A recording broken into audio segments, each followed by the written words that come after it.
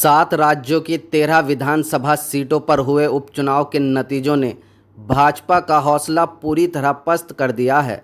लोकसभा चुनाव में हुई किरकिरी के बाद उपचुनाव में मिली करारी हार से भाजपाई परेशान हैं।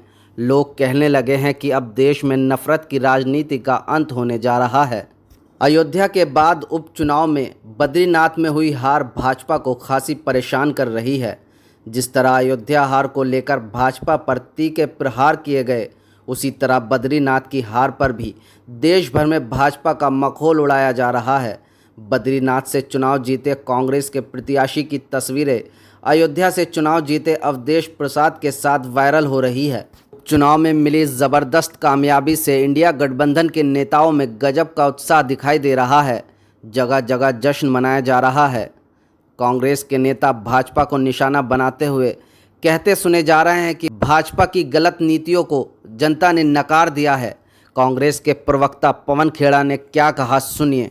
एक के बाद एक आप देख रहे हैं कि कैसे भारतीय जनता पार्टी की राजनीति को लोग ठुकरा रहे हैं, लोग उसको अस्वीकार कर रहे हैं, क्योंकि उस राजनीति में जवाबदेही का स्थान नहीं है, लोकतांत्रिक प्रक्रियाओं के प्रति सम्मान नहीं है और लोगों के हकों और लोगों के सवालों का जवाब देने की ये जरूरी नहीं समझते प्रधानमंत्री जी, आवश्यक नहीं समझते। वो घमंड वो आपको इनकी राजनीति में दिखता है। आपको बता दें कि 7 राज्यों की 13 विधानसभा सीटों के लिए हुए चुनाव में इंडिया गठबंधन ने 10 सीटों पर शानदार जीत हासिल कर अपनी ताकत का एहसास कराया। भारतीय जनता पार्टी को मात्र 2 सीटों पर ही संतोष करना पड़ा। बिहार की रुपौली विधानसभा सीट पर निर्दलीय उम्मीदवार की जीत ने सभी को चौंका दिया। ये उपचुनाव पश्चिम बंगाल की 4, हिमाचल प्रदेश की 3, उत्तराखंड की 2 और बिहार, तमिलनाडु, मध्य प्रदेश व पंजाब की एक सीट के लिए हुए हैं। पश्चिम बंगाल में तृणमूल कांग्रेस ने भाजपा को खाता भी नहीं खोलने दिया।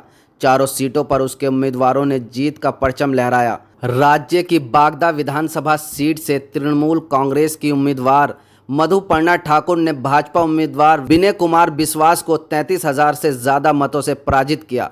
मधुपर्णा राज्य विधानसभा में सबसे कम उम्र की विधायक होंगी। कांग्रेस ने हिमाचल प्रदेश की 3 विधानसभा सीटों में से 2 पर जीत का परचम लहराया। भाजपा 1 सीट पर सिमट कर रह गई। प्रदेश के मुख्यमंत्री सुखविंदर सिंह सुक्खू की पत्नी कांग्रेस उम्मीदवार कमलेश ठाकुर ने भाजपा उम्मीदवार होशियार सिंह को हराया। देवभूमि उत्तराखंड की बद्रीनाथ और मंगलौर विधानसभा सीट पर भी कांग्रेस का बोलबाला रहा। बद्रीनाथ सीट पर कांग्रेस के उम्मीदवार लखपत सिंह बटोला ने भाजपा उम्मीदवार राजेंद्र सिंह भंडारी को 5224 मतों से पराजित किया। प्रदेश की दूसरी विधानसभा सीट मंगलौर में कांग्रेस के उम्मीदवार काजी मोहम्मद निजामुद्दीन ने भाजपा उम्मीदवार करतार सिंह बढ़ाना को 422 के मामूली अंतर से हराया। बिहार में पूर्णिया जिले के रूपाली विधानसभा सीट पर एनडीए और इंडिया गठबंधन के उम्मीदवारों को पछाड़ते हुए निर्दलीय प्रत्याशी शंकर सिंह ने जीत हासिल की। मध्य प्रदेश के अमरवाड़ा विधानसभा उपचुनाव में भाजपा प्रत्याशी कमलेश शाह ने कांग्रेस के धीरन शाह को लगभग 3,000 से अधिक मतों से शिकस्त दी। तमिलनाडु में सत्तारूढ़ द्रमुक ने उपचुनाव में विक्रमंडी विधानसभा सीट बरकरार रखी है। पंजाब में जलंधर पश्चिम विधानसभा उपचुनाव में आम आदमी पार्टी के श्री भगत ने भाजपा उम्मीदवार को शिकस्त दी। इंडिया गठबंधन की जीत पर बिजनौर में कांग्रेस नेता ने क्या कुछ कहा, सुनिए। आज जिस तरह से हिंदुस्तान की जनता ने दिखाने का काम इन्हें किया है कि अब धर्म की राजनीति नहीं चलेगी, हिंदू मुसलमान की राजनीति अब नहीं चलेगी, वो पहचान गए सब लोग कि ये झूठे हैं। आज जो आने वाले चुनाव हैं, 3-4 राज्यों में अभी चुनाव होने जा रहे हैं बहुत जल्दी, और उत्तर प्रदेश में चुनाव होने जा रहे हैं उपचुनाव, तो उसमें मैं समझ रहा हूँ कि बीजेपी का सूपड़ा साफ हो जाएगा।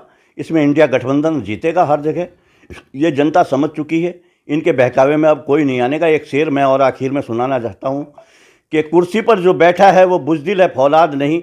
इस जनता का दर्द वो क्या समझेगा जिसके घर औलाद नहीं। Like, share and subscribe. Thanks for watching. Like and comment.